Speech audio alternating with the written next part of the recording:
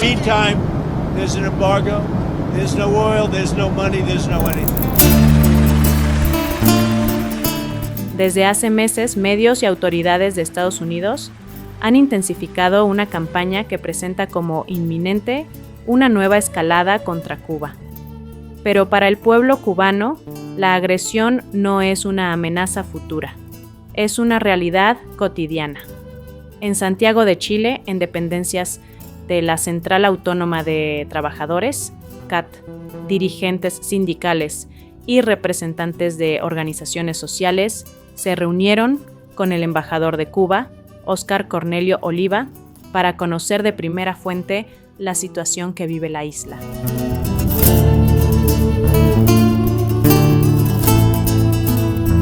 Bueno, primero queremos agradecer al compañero Óscar, el embajador, y a toda su representación diplomática por aceptar esta invitación a compartir con el movimiento sindical chileno, parte del movimiento sindical chileno. Usted sabe que nosotros somos una organización, una central sindical, somos 4 centrales sindicales legalizadas en el país, y nosotros teníamos el interés de poder conocer de primera fuente la realidad cubana. Muchísimas gracias por invitarme y por darnos este espacio. Existe en estos momentos una situación crítica con respecto a mi país. Ojalá fuera otro momento en el que viniéramos a hablar de los planes futuros, de lo que vamos a hacer entre los sindicatos chilenos y los sindicatos de Cuba, la preparación profesional que durante tantos años se ha hecho. Pero en estos momentos tenemos que hablar de la situación crítica que existe.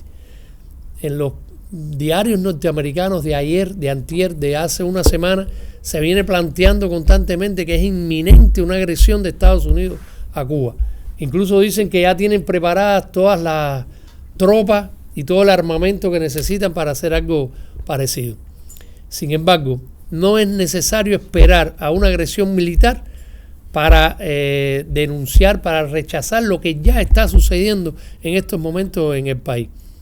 No solo los 65 años de bloqueo que han creado un entramado de leyes que dificultan la realidad y la vida en el país, sino que en los últimos meses, a partir del asalto a Venezuela el 3 de enero, se han emitido nuevas órdenes ejecutivas que llevan hasta el extremo el bloqueo contra Cuba, llevando a condiciones realmente infrahumanas como se está viviendo en estos momentos en el país. La orden ejecutiva del 29 de enero establece que si un país traslada combustible a Cuba, le ponen una sanción a través de los aranceles. Eso llevó a un cerco, a un estrangulamiento petrolero al país. No entra combustible al país. Entró un barco de Rusia en algún momento que alivió la situación un par de semanas, pero que no es suficiente. Eso lleva a restricciones en el transporte, en la electricidad, por supuesto, con los apagones, en los hospitales, en las escuelas, en los centros de trabajo, en los centros productivos, y restricciones realmente brutales que han llevado incluso a que índices de salud de las que Cuba había tenido durante muchos años, ahora se han deteriorado rápidamente. Hay un solo dato corto. En el 2017 Cuba alcanzó 4,4, el índice de mortalidad infantil por 1000 nacidos vivos fue 4,4 en el 2017, y tan pronto como en el 2025 esa cifra fue de 9,9. Eso significó alrededor de 1.800 niños que murieron casi al nacer, producto del bloqueo y producto de las medidas impuestas por la primera administración Trump, que empezó en el 17. Impuso más de 243 medidas coercitivas que llevaban a un recrudecimiento del bloqueo que ya existía. Y posteriormente, en este segundo mandato, está aplicando estas nuevas órdenes ejecutivas. Ese estrangulamiento petrolero es algo que no se puede sobrepasar con relaciones con aliados y con otros países. Porque, por ejemplo, y muchos me han preguntado, bueno, pero México, la presidenta de México tiene una posición muy favorable a los intercambios con Cuba, y de hecho estaban vendiéndole petróleo a Cuba durante los últimos años. Sin embargo, no puede arriesgar toda la economía nacional mexicana a que sea sancionada por Estados Unidos con un arancel superior por llevar combustible a Cuba. Y México lo que ha seguido haciendo es llevando medicamentos, alimentos, a contribuir con ayuda humanitaria, pero no combustible. Entonces, esta orden ejecutiva tenía unas justificaciones realmente falaces y con un descaro total. Por ejemplo, la justificación de aplicar ese cerco petrolero es porque Cuba tenía relaciones con organizaciones que ellos designan como terroristas, como Hamas o Hezbollah, que resuena en la mente de los norteamericanos con que son enemigos de Estados Unidos. Entonces Cuba es aliada de terroristas. Y eso es muy fácilmente desmentido por la misma comunidad de musulmanes que viven en Cuba, que dice no tenemos nada que ver con Hezbollah ni con Hamas.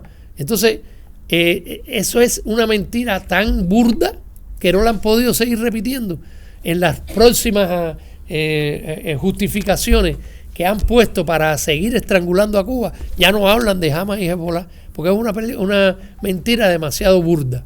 Ahí también, por supuesto, ponen como justificación que Cuba supuestamente tiene bases militares o de inteligencia de Rusia y China, que son considerados enemigos de Estados Unidos.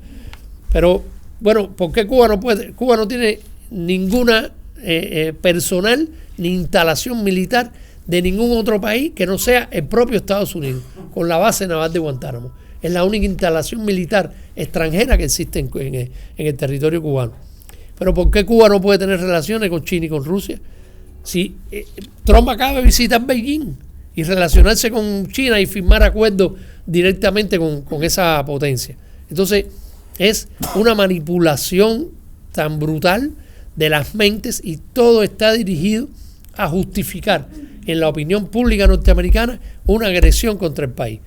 Les decía que no, puede venir alguna agresión militar en algún momento y el país se está preparando para eso. Pero ya en estos momentos las condiciones en las que se está viviendo son muy duras para la población y para el pueblo cubano. Sin embargo, otra de las mentiras que se trata de difundir es que el país está colapsado.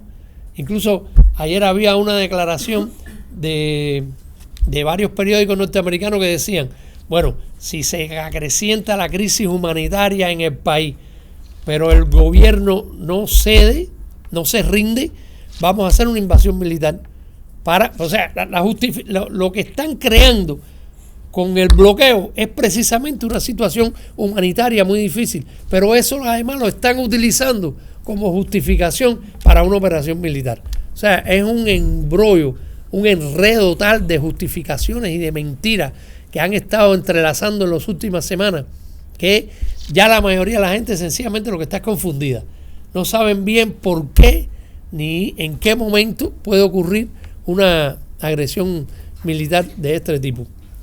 Nosotros siempre planteamos que Cuba tiene dos elementos fundamentales como estamos enfrentando la situación. Uno es proponiendo dialogar. Creemos en el diálogo. Hay una historia documentada de negociaciones entre Estados Unidos y Cuba que se ha fomentado durante los años y está escrito, está documentado por los historiadores, por documentos desclasificados por ambas partes. O sea, no es algo que pongamos nuevo sobre la mesa, sino que Cuba siempre ha tenido una disposición a dialogar, pero sobre la base de la igualdad de las partes, el respeto a la soberanía y la independencia de Cuba. El sistema político cubano no está sobre la mesa de negociaciones y nunca va a estar además. Entonces, esa es una variante, un aspecto en el que nosotros utilizamos para enfrentar la situación, proponer el diálogo. Estamos seguros y somos optimistas de que se puede alcanzar algo por esa vía. Y la segunda forma es prepararnos para la defensa del país, porque alguien ha dicho que la mejor forma de evitar una guerra es prepararse para ella. Y Cuba se está preparando para un enfrentamiento con Estados Unidos durante muchos años. Y le decimos, cuando hemos estado en lugares públicos, a las autoridades norteamericanas, no se olviden de lo que sucedió en Girón, que fue en 1961, pero que Cuba derrotó en menos de 72 horas a una fuerza preparada y armada por Estados Unidos de más de 1.500 hombres. Entonces, hay un filósofo español que vivió mucho tiempo en Estados Unidos, de principios del siglo XX, que decía: aquellos que no pueden recordar su historia están condenados a repetirla. Y eso es lo que le puede suceder en estos momentos a una aventura militar de los Estados Unidos contra Cuba, porque el país está preparado para defenderse. Es verdad que a un costo muy alto, porque la potencia militar más grande del mundo tiene toda la capacidad material, tecnológica, para destruir las grandes ciudades del país y matar, asesinar a muchas personas y poner en una situación muy difícil la sobrevivencia de la población del país. Sin embargo, el dominio de un país no se puede hacer desde el aire, ni se puede hacer con misiles nada más. Hay que entrar a controlar el país, y ahí es donde está la estrategia de guerra de todo el pueblo que Cuba tiene preparada. Que no se engañen, y se ha estado advirtiendo en las últimas ocasiones que han hablado los dirigentes cubanos. Una operación militar contra Cuba lleva a un baño de sangre, a una situación humanitaria y una situación de vidas humanas, de pérdida de vidas humanas, no solo cubanas, sino también de la parte agresora, porque el país está preparado para eso, tiene una estrategia creada con un papel y un rol a cada uno de los cubanos que vivimos en el país. Entonces, esos son los dos elementos importantes que presentamos ante esta situación. Hay frases y hay visiones sobre lo que puede suceder en Cuba desde muchos lugares del mundo, pero uno de los elementos más importantes es el apoyo que recibimos, y esto es una muestra de ello, el apoyo que se reúna la Central Autónoma de Trabajadores de Chile a hacer un llamado a evitar la guerra, porque lo más importante, lo esencial en estos momentos es evitar la guerra. Los costos que está teniendo el bloqueo sobre Cuba son fuertes, pero lo que tenemos que evitar es una operación armada, que no sería reversible después en muchos años por las condiciones del país. Entonces, el canciller cubano hace 2 días estuvo en el Consejo de Seguridad de Naciones Unidas, hizo un llamado a la comunidad internacional y en particular a las autoridades de los países de América Latina para que insistan, para que se pronuncien a nombre de los pueblos que en gran parte ya se han pronunciado en contra de esa posibilidad de agresión, y hagan de cierta forma le impidan a Estados Unidos extenderse con esa agresividad y esa amenaza militar sobre otros pueblos, que no solo lo ha hecho con Cuba, lo ha hecho con México, con Colombia, bueno, con otros, con Groenlandia y otros países del mundo. Y ahora está enredado en una guerra con Irán, que no se ha terminado todavía y que se extendió a varios países del Golfo del Medio Oriente. Entonces, ese llamado que hizo el canciller es algo también que nosotros estamos tratando de llevar a todos los lugares donde vamos a hablar, que despertar la mente de la gente. Es una situación crítica realmente. Cada hora que pasa aumenta la posibilidad de una agresión militar a Cuba, y una agresión militar a Cuba es también muy peligrosa para el resto de la región, porque cualquier gobierno que surja de izquierda en un país de América Latina y que trate de ser independiente, que se oponga a las imposiciones de Estados Unidos, está en peligro de ser atacado, está en peligro de ser sometido a los dictámenes de una potencia imperial. Les hablé de la primera orden ejecutiva del 29 de enero, pero la segunda orden ejecutiva aprobada este año fue el 1 de mayo, y en esa orden ejecutiva se establece un precedente muy peligroso para el resto del mundo, porque establece que Estados Unidos le impone sanciones no directamente a Cuba, sino sanciones secundarias a otros países que negocien y tengan comercio o inversiones en Cuba.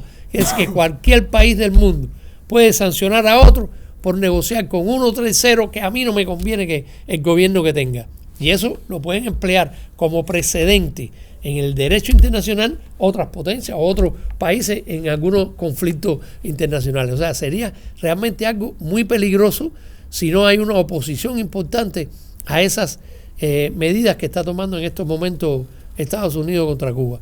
Pero ahora mismo yo estaba recordando que hay una noticia de ayer a raíz de esto de las piezas que faltan en las centrales termoeléctricas. Una de las centrales termoeléctricas más grandes de Cuba se llama Antonio Guiteras, y se construyó con una empresa francesa que se llama Alstom, que la compró la General Motors de General Electric de Estados Unidos. Entonces, Ayer un diputado francés denunció que una compañía naviera que tiene en el buque las piezas para reparar esta central termoeléctrica se renegó a trasladarlas a Cuba porque está respondiendo al bloqueo impuesto por los Estados Unidos. Entonces eso es una cápita nada más de la crisis de la electricidad que hay en Cuba y los apagones. Decía que una de las medidas que se ha aplicado es acelerar la transición energética. Entonces Cuba, como parte de este aceleramiento de la transición energética, el año pasado se construyeron parques fotovoltaicos que producen más de 1000 megawatts al día.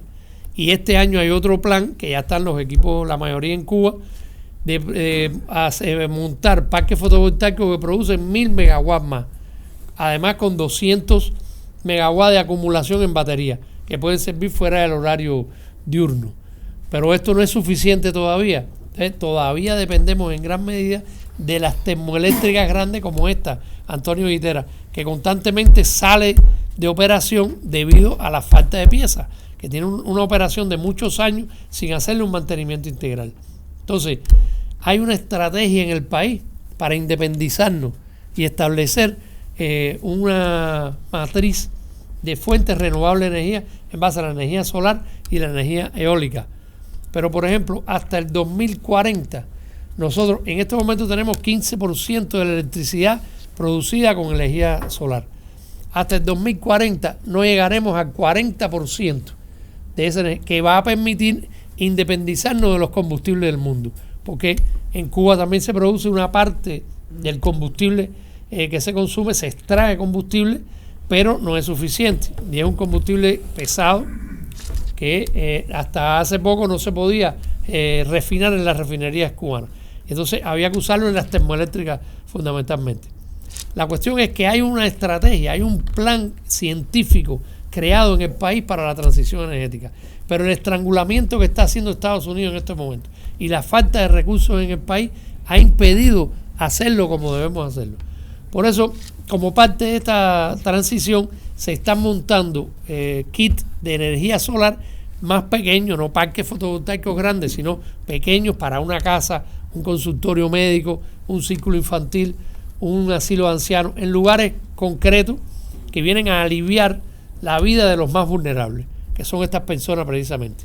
Entonces, las campañas que se han emprendido en muchos lugares del mundo van destinadas a eso, a reunir recursos para comprar los kits de energía solar, que no es solo el panel, eso lleva un inversor, lleva una batería, o sea, es todo un equipamiento.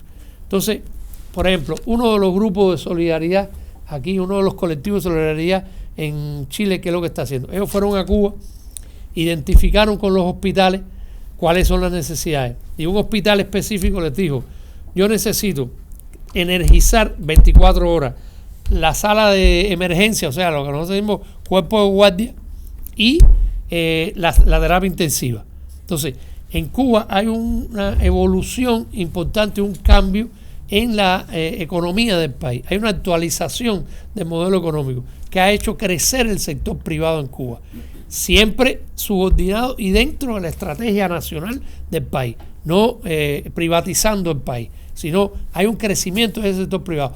Parte de ese sector privado está montando paneles solares en muchos lugares. Entonces, los compañeros de este colectivo chileno lo que hicieron fue contratar a una empresa ahí cubana, porque es muy difícil además transferir los recursos. Pero bueno, y llevar, cuando usted reúne aquí 20 kits de energía solar, es muy complicado llevarlo para allá por las navieras, los contenedores, el viaje es largo, etcétera. Entonces, ¿qué es lo que están haciendo ellos? Reúnen los recursos aquí, contratan a una empresa en Cuba que va a esa terapia intensiva y a ese cuerpo de guardia, miden todos los equipos que hay, cuánta energía necesitan y hacen un proyecto que lo plantean, y ese proyecto lo financia este colectivo de solidaridad. Y ellos son los que montan allí los paneles solares y los kits de energía solar de todos estos lugares. Eso es una fórmula determinada. Otros colectivos reúnen recursos financieros, reúnen dinero y compran equipos médicos muy necesitados en el país, porque también se rompen por falta de piezas de repuesto, y los compran en China. Y como en China sí se puede hacer un comercio con Cuba, lo trasladan a Cuba. Entonces, a veces, cuando son equipos pequeños, en avión. O sea, que es un trámite rápido. Y como trasladar los recursos financieros de aquí a China no es tan difícil como trasladarlos a Cuba, entonces se hace de esa forma. Y otros colectivos reúnen los kits de energía solar aquí y los trasladan a Cuba. Ahora, por ejemplo, esta última orden ejecutiva de Estados Unidos ha llevado que varias compañías de contenedores, como Hapag-Lloyd, otra es que es francesa, CMA-CMG, que es la que se está negando a llevar las piezas de repuesto de esta central termoeléctrica. Esas compañías de contenedores cancelaron sus operaciones en Cuba, porque, como les dije, las sanciones son secundarias. Las sanciones no son contra Cuba, son contra alguien que negocie con Cuba, individuos, empresas, entidades o países. Entonces, al no poder llevar contenedores a Cuba, es muy complicado en estos momentos llevar con un contenedor desde aquí, desde Chile, a Cuba. Entonces, se han buscado estas alternativas, los grupos, los colectivos se han organizado y han buscado estas alternativas para tratar de evadir esas sanciones y tratar de llevar estos recursos a Cuba. Por supuesto, hay otros que organizan recogida de alimentos no perecederos, leche en polvo, latas de pescado, de distintas arroz, frijol, etcétera, y lo han trasladado. Pero ahora con estas restricciones, con los contenedores, va a ser muy difícil darle continuidad a eso. Hasta el último mes hemos estado mandando contenedores con ayuda del colectivo solidario que reúnen alimentos y también medicamentos, remedios, ustedes le dicen. Pero ahora con estas restricciones va a ser mucho más difícil hacer este tipo de ayuda, que sea llevar medicamentos o alimentos al país. Y se está quedando estas variantes de reunir los recursos y a través de empresas privadas en Cuba o empresas en China, entonces llevar la ayuda al país. Esas son algunas de las variantes, ¿no?, que se están planteando y que se están utilizando en las distintas campañas. Hay otros colectivos, nosotros siempre planteamos que cada colectivo que quiera trasladar ayuda a Cuba tiene la libertad de decidir hacia qué institución o entidad o localidad en Cuba puede trasladar la ayuda. Por ejemplo, hay algunos aquí que están organizando una campaña para trasladar material escolar para las escuelas en Cuba. Esos también hacen su campaña, hacen su forma para reunir ese tipo de material. Y yo sé que hay una relación importante entre la Central Autónoma y la CTC cubana. Y entonces esas vías son las institucionales, las oficiales, que hay que utilizar para buscar siempre cuál es la mejor variante, cuál es la más eficiente, cuál es la que más se necesita en cada momento. Los medios de información son muy engañosos sobre lo que está sucediendo en el país, y por eso es importante todas estas reuniones que tenemos, todos estos encuentros que nos permiten intercambiar y hablar un poco de la realidad y de lo que está sucediendo en el país. Porque una de las mentiras más grandes que se dice es que el pueblo está rechazando a la revolución y está rechazando al gobierno y está cansado de la situación. Es verdad que hay un agotamiento importante, pero cada vez que hay un llamado, cada vez que hay un reclamo de la dirección del país, ahí está el pueblo. Y eso es lo que le da legitimidad a la revolución y al gobierno cubano, la presencia del pueblo. Más de 5 millones de cubanos salieron a las calles, 250.000 de ellos en La Habana, que fue donde ustedes estuvieron. Pero en todas las provincias hubo manifestaciones de ese tipo para celebrar el 1 de mayo, el Día de los Trabajadores. Buenos días, soy Cristian Cuevas, presidente de la Federación de Trabajadores de la Minería FETRAMIN de Codelco Andina, que son trabajadores contratistas del cobre. Primero, embajador, agradecer la visita a Calacate y también extender ese saludo a Rosario, que es una combativa compañera defensora de las y los trabajadores y nuestra clase. La verdad es que cuando uno habla de Cuba, o por lo menos hablamos de Cuba, uno no se deja de estremecer, y yo invito a mis compañeras dirigentes sindicales, lideresas de tantas batallas acá en Chile, a escuchar a Fidel. Y yo lo he escuchado cuando hay situaciones de crisis porque te estremece la vida, porque ese llamado a humanizar, a combatir la deshumanización la arremetida contra la civilización, ¿cierto?, en la humanidad. Yo creo que Fidel lo interpreta y que cualquier trabajador y trabajadora en Chile y en el mundo no podría no mirar aquello. Y cuesta que en nuestro país, y ya José Ortiz planteaba, lo que nosotros vivimos, nuestros padres, nuestros abuelos, nosotros éramos niños, lo que vivimos en tiempos de la Unidad Popular, lo que vivimos en la dictadura, y lo que hoy día vivimos en este tiempo de profundo neoliberalismo, y donde la ultraderecha se hace de todo, y lamentablemente nuestra clase, subordinada también por responsabilidad nuestra, pues, porque la dirigencia sindical acá en Chile es tibia, más que tibia, no tiene coraje. No hablo de los que de alguna manera, aquí están las compañeras de la FENAMA, o algunos líderes en el mundo del subcontrato, o en el transporte, que batallamos todos los días, pero batallamos porque también tratan todos los días de cancelarnos, de eliminarnos. Entonces yo creo que este gesto o esta acción política que hace la Central Autónoma de Trabajadores tiene que darnos el coraje para desafiar este relato, ¿cierto?, de los poderosos y de quienes construyen una verdad a media y que han logrado colonizar a la mayoría de los chilenos y chilenas, hay que decirlo. No es fácil batallar, cuando decía el embajador, sembrar las ideas. La batalla de las ideas es la cuestión principal hoy día. El disputar el relato, el tener, el no replegarnos, es pasar a una ofensiva. Y esa ofensiva tiene que ser en la calle.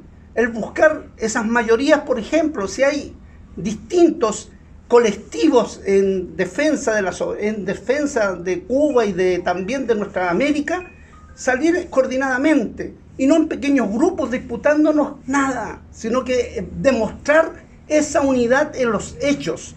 Por tanto, la coordinadora, que es histórica ya acá en Chile, ¿cierto?, de solidaridad con Cuba, tiene la moral para convocarnos a todos, pues.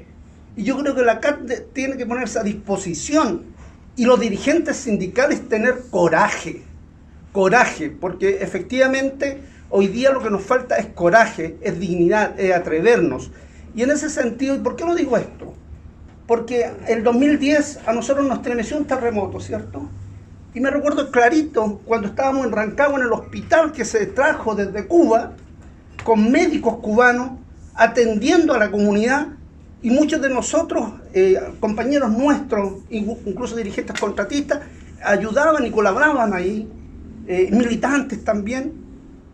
Parece que se nos olvida que esa solidaridad permanente de Cuba, o los mismos compañeros, yo conozco a muchos chicos que fueron a la ELAM, porque nos tocaba la responsabilidad también de ayudar, ¿cierto?, a promover aquello. Sí hay un colectivo que está activo ahí en la ELAM, pero hay una mayoría que estudió y se olvidó de esa solidaridad y que hoy día ganan sus buenas lucas como médicos, pues. Pero si no fuera por la generosidad de Cuba, no serían médicos. Entonces, por tanto, la memoria es tan importante. Por eso yo me enojo cuando veo a la Águila, a la Juanita, que ha luchado toda la vida por los derechos humanos, por esa memoria.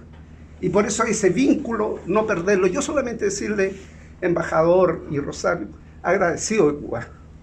A mí, en lo personal, me han dado solamente convicción. Y sé que hoy día hablar de convicciones cuando ellos viven en la penumbra de esta situación trágica que se vive, porque el coraje lo tiene, la dignidad lo tiene, pero no es fácil resistir con la situación que tiene. Y ahí requiere de una acción decidida del pueblo de Chile. Decidida, y una izquierda más corajuda, no débil. Y los movimientos sociales también. Yo sé que hay compañeros en Chile, por todo, conozco a muchos, que trabajan en Concepción, la José Martí, que trabaja todos los días, los compañeros, la Odel López por el norte, haciendo otras cosas, pero nos falta a nosotros más. Y creo que esto es un momento que requiere de un esfuerzo mayor del campo del mundo del trabajo. No ser neutrales, nosotros no somos neutrales, no podemos estar subordinados a quienes hoy día someten a nuestros pueblos.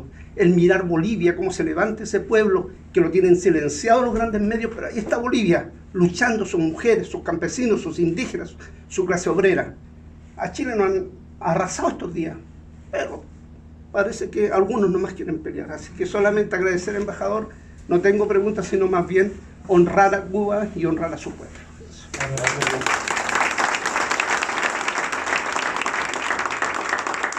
Compañeros, vamos a darle la palabra al compañero embajador para que pueda cerrar este espacio. Cada vez que hay una amenaza verbal, incluso de los dirigentes de Estados Unidos, hay una respuesta de los dirigentes cubanos. La amenaza es: vamos a entrar con todo y vamos a arrasarlo todo. Y la respuesta, ¿cuál es? Estamos dispuestos a morirnos, pero no vamos a rendirnos. Entonces, cuando eso crea una narrativa y una discusión que las personas ven, y entonces en muchos lugares me preguntan, pero ¿y ustedes se van a inmolar? Ustedes son santos que se van a inmolar, ¿a dónde va a llevar eso? Entonces hay una frase escrita por José Martí, el apóstol de la independencia de Cuba, en el 1895, hace más de 100 años, 130 años prácticamente, pero que refleja nítidamente el sentir del pueblo cubano y que no es solo de los dirigentes con respecto a eso. Y Martí, cuando estuvo casi a horas de morir en combate frente a los españoles, escribió una carta a un amigo de él que se llamaba Manuel Mercado, mexicano, y le decía, entre otras, una carta larga, que es considerada como el testamento político de Martí, y Martí decía: ya estoy todos los días en peligro de dar mi vida por mi país y por mi deber, como que lo entiendo y tengo fuerza con que realizarlo, de impedir a tiempo, con la independencia de Cuba, que se extiendan por las Antillas los Estados Unidos de América y caigan con esa fuerza más sobre nuestros pueblos de América. Está marcando ahí cuál es el destino de Cuba y cuál es la decisión de los cubanos de ser esa barrera, esa trinchera que detenga, que pare por completo estas apetencias territoriales imperialistas que desde aquella época estaban bien trazadas en nuestra América. Y Martí lo describió. Y así es como nos sentimos actualmente, compañeros. Tenemos que sacrificarnos, nos vamos a sacrificar, pero no nos vamos a rendir.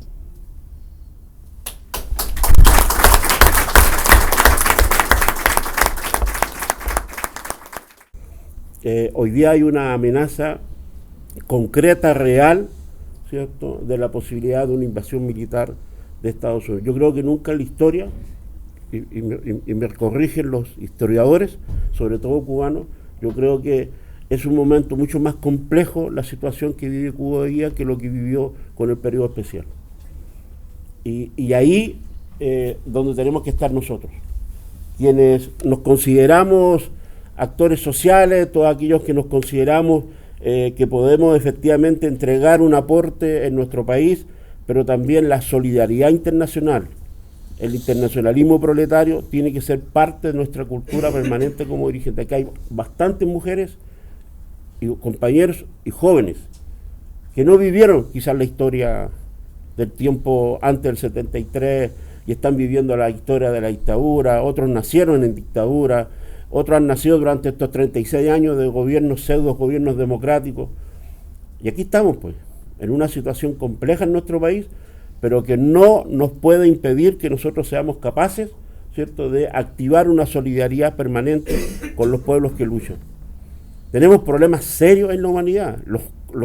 Los organismos internacionales en la práctica no están respondiendo, ¿cierto?, a las necesidades de los pueblos de conservar la paz.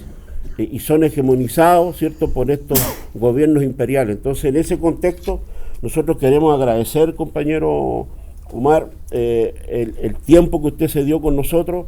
Vamos a seguir replicando estas actividades en algunas ciudades del país que nos permita efectivamente no solamente que Santiago tenga la posibilidad de conocer de primera fuente la realidad cubana, pero hoy se hace necesario, compañeros, que activemos esta solidaridad. Así que agradecer a cada uno de ustedes también el espacio, la presencia, ¿ya? Y podamos llevar adelante las campañas que nos hemos propuesto, que están siendo difundidas por nuestras redes y a través, ¿cierto?, de los mecanismos internos que tenemos de comunicarnos con nuestra base. Un gran abrazo, fuerza, y salgamos con toda la convicción, ¿cierto?, que Cuba, ¿cierto?, va a resistir, como lo ha dicho nuestro embajador, pero que también nosotros tenemos que aportar a esa resistencia.